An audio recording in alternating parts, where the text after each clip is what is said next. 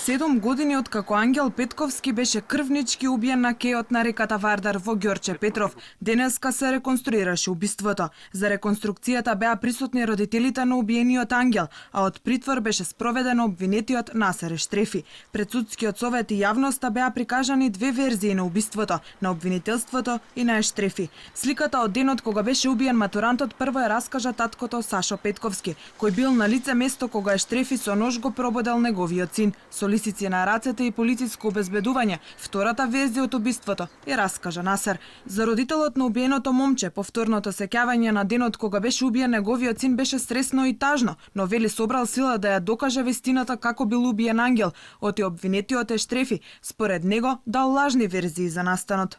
Поболно нешто од ова нема. Тука го изгуби мојот син. На овие скали тука падна и го носе во раце до горе. Се мисле дека е во кома и му дава вештачко дишење. Никој не додава болница да ми помогне. Додава прво полиција, а после брза помош. Загубата е за мене преголема. Светот да ми го поклонат не ми вреди колку мојот Ангел.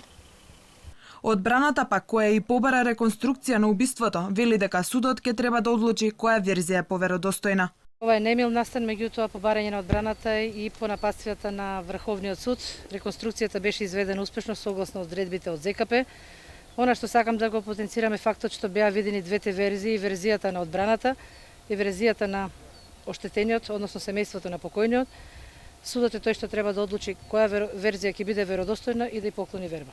Ангел беше убиен со нож на 19 мај 2014 година кај очната клиника во Ѓорче Петров, а татко му до последен момент се борел да го спаси животот на својот син. Тогаш Насер Ештрефи беше прогласен за виновен со пресудата од 6 јули 2015 година и доби 14 години затворска казна. Врховниот суд ја укина пресудата против Ештрефи со образложение дека во повтореното судење ќе треба да се проверат динамиката и редоследот на случувањата кои му претходеле на убиството на 18 годишникот. Случајот со убиството на матурантот Петковски ја разгоре јавноста и жителите на населбата Ѓорче Петров излегоа на протести во 2014 година.